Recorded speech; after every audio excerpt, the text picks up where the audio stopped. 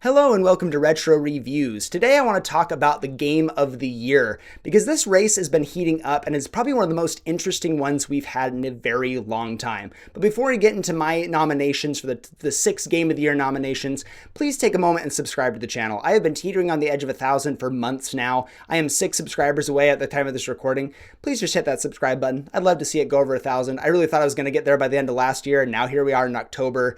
I'd really appreciate if you could get me over that little mark there. And thank you so much for watching today. Let's get into my nominations here. I'm going to start off with my 2 that I think don't have a great shot at winning Game of the Year, but are good enough to be considered for it at the very least. That's going to be Death Stranding 2, first and foremost. I think this game is fantastic for one simple reason.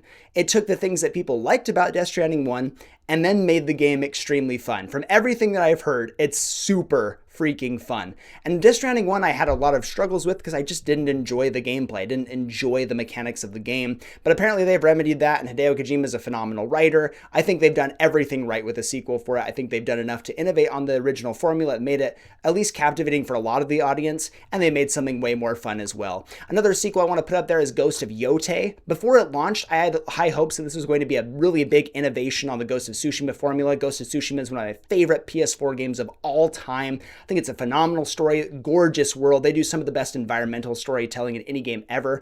But apparently Ghost of Yotei is more or less just a lot more of the same, which is great. Don't get me wrong. Again, I love Ghost of Tsushima, but I don't think it does enough to innovate on the formula in a major way to take that next step. So I don't think it will actually win Game of the Year, but it looks gorgeous. The storyline's phenomenal. Apparently the gameplay is more smooth and fluid. It does everything a little bit better than Ghost of Tsushima, but not super innovative. One honorable mention I want to get out of the way as well is Kingdom Come Deliverance 2. This is one that was praised for its immense story. This had like more writing in the game than like all of the Lord of the Rings combined. I think something like that. I saw like a stack just towering, showing all the writing that they did for this. It evolved the formula in a huge way from the original game, which is kind of like a little bit of a cult classic. People really enjoyed it. It was something really unique and off the beaten path for an RPG. Apparently Kingdom Come Deliverance 2 is phenomenal. It's not one I've played, but a lot of people have enjoyed it. It's gotten a lot of awards and critical acclaim over this year as well. So I do think it has like a decent shot at least at getting nominated. It could definitely substitute in for Death Stranding 2 or Ghost of Yotei. Let me know in the comment section down below what you think. But now I want to get into the big 4. The 4 that I think have the very best shot. Now I think there are 2 runaways, but I do think any of these 4 could win Game of the Year. We'll start off with one that I absolutely adore, and that's DK Bonanza. This game is pure, unadulterated fun. And that is one of the best things I could say about any video game ever. If it's not fun, what's the point of playing the game? It can be a cinematic masterpiece, it can be a phenomenal storyline, but if it's not fun to play, what's the point of playing it? Why wouldn't I just go watch a movie? DK Bonanza does not have a sensational story. It does not have a deep narrative. It's just breaking the world and having a ton of fun the entire time. The boss fights are pretty decent. They're not anything crazy, but they're fun. The actual exploration is outstanding. It's so phenomenal. The world that they've built, each layer is really unique and does something completely different. It has their own unique gimmicks and everything. The Bonanza transformations are outstanding. I love what they did with this, and the way that they do callbacks to other previous like Rare DK games, especially when people have been saying that Nintendo's trying to bury the Rare side of DK. There's so many callbacks to the Rare side. There's so many callbacks, little like Easter eggs for all these different games in his catalog. It's just phenomenal. Pauline as a character is so great. I can't wait to do a review on this one because it's just so much fun. With Astrobot winning Game of the Year last year, I do think DK Bonanza actually has a pretty decent shot. Maybe not as much because maybe they don't want 2 platformers back to back, but you never know. And I do think DK Bonanza really needs to be lauded for how extremely fun it is. A game should be fun, and DK is nothing but fun. For a huge DK fan like myself, I do think DK Bonanza absolutely will get nominated for Game of the Year, and I think it has a decent shot of winning the overall title as well. Let's move on to Hades 2. Hades 2 is a game that I did not expect to do nearly as well as it did, just because Hades 1 was already so perfect in most people's eyes. Hades 1 is like a phenomenal roguelike. I think most people would put it right up there with The Binding of Isaac for best roguelikes of all time. And so I was skeptical that Hades 2 would be better. I thought it would probably be on par. I thought it would be more of the same, maybe with slight improvements. everything I have heard and everything I've played so far, it is just a much better version of Hades. And I didn't think that was really possible, especially with Zagreus being such a phenomenal character. But everything they do in this, from the narrative to the storytelling to the improvements in the gameplay to the especially improvements to the boons, it's perfect. It really is. This is another like 10 out of 10 game. I think DK Bonanza and Hades 2 are 10 out of 10s. Let me make that clear. These four are 100% 10 out of 10s. Hades 2 just improves on the formula so much. It innovates so much from the original game. It's just phenomenal. It's outstanding that they were able to pull this off. So I think Hades 2, the only thing that will hold it back is if it has longevity. I think it will. I think it absolutely will. But every roguelike lives or dies by its longevity. And so I think only time will tell in the next month or so if people are still raving about this game, because if it doesn't keep its claws in you, it's not that impressive of a roguelike. I've actually seen some lists saying that it's like the number one roguelike of all time. It goes Hades 2, Binding of Isaac, and then Hades 1. I think that's insane since it just came out, and again, we need the longevity to find that out. But if people are saying that this early, dethroning Isaac is a huge, huge deal. In my mind, nothing could ever top it, but if people are actually thinking so, there might be something to look at there. Again, personally, I don't think so, but the fact that it's even in the conversation shows how phenomenal it is and how phenomenal the developers are for making this experience. So Hades 2, I think, absolutely will get nominated for Game of the Year. What's really cool is it's an indie game that costs $30. What a huge deal that we can get a game this fantastic for $30. You can probably play for hundreds of hours and not get bored of. So that's going to absolutely be up on here on the pedestal. Now here are the runaway top two that I think have the best shot of winning Game of the Year. Let's start off with the one that came out first in the year. That's Expedition 33. This game is a game of the decade.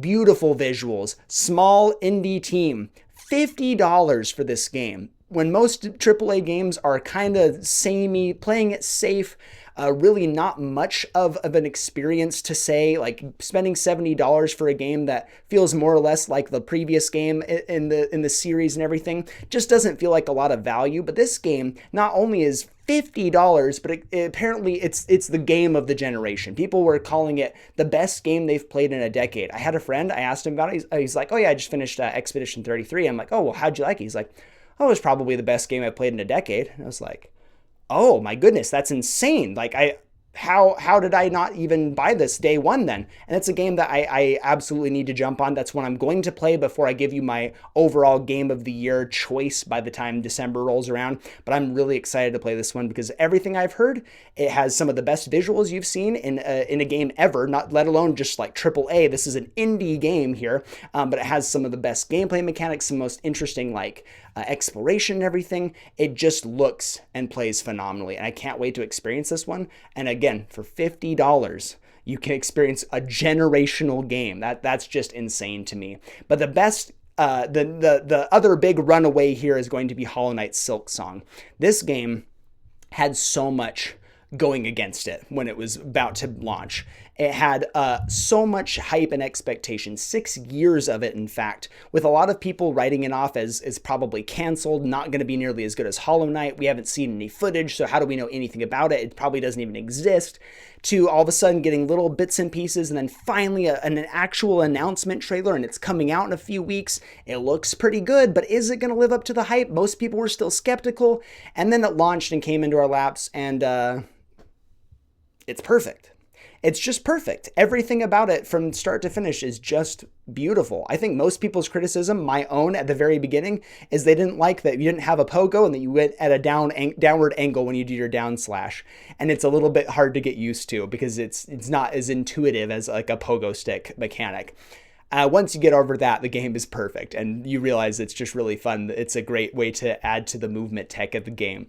It's a perfect Metroidvania game. It does everything that Hollow Knight did well, and then some by about a mile. It improves on the formula in such a beautiful way, and it feels like such a separate experience. You can still love Hollow Knight. You could go back to it and be like, oh yeah, this doesn't feel maybe quite as smooth as Hollow Knight Silksong, but they are very different experiences as well. So you can have so much enjoyment going back and playing that one. And that's a really a hallmark of a great sequel, in my opinion, that doesn't overshadow the game that came before it in such a major way that you'd forget how good the original game was. But this experience truly is phenomenal. The way they have optimized this game, it's just out of this world. 120 frames per second is a sight to behold when you're playing through this game. It's buttery smooth. The visuals are absolutely gorgeous. This is, again, a small team.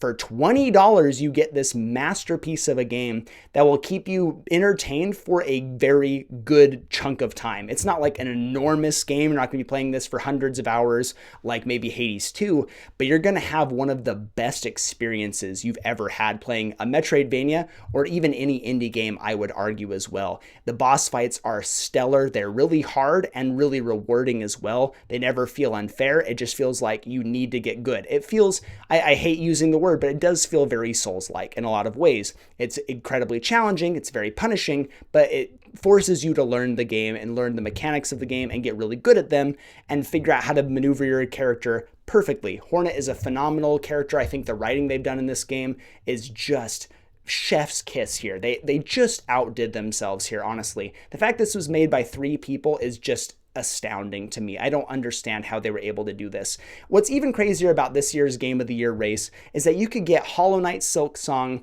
and Expedition 33 and Hades 2 for $100. Now, I could also get for $100 Mario Kart World and Silksong. So I could get 3 masterpieces or a masterpiece and an okay side game in a franchise that also costs $80. It's insane to me that this year, what makes this year so special is indie games have ruled. You have 3 10 out of 10 masterpieces made by smaller studios, one of them being a 3-person studio. They have exceeded hype in almost every single way, Hades 2 and Silksong being these actual sequels to already phenomenal games, and then Expedition 33 came out of nowhere. It's just amazing to see what these indie games have done, and it also sets the standard going forward for these other big developers, for AAA developers. How do we compete in the space now? We don't need to be spending hundreds of millions of dollars on budgets and on marketing and everything when these games can just come out and just be phenomenal and outsell and just do huge numbers. It's kind of crazy. I mean, Expedition 33 sold 5 million copies in 5 months. Hollow Knight 2 broke all sorts of records. It crashed all the stores.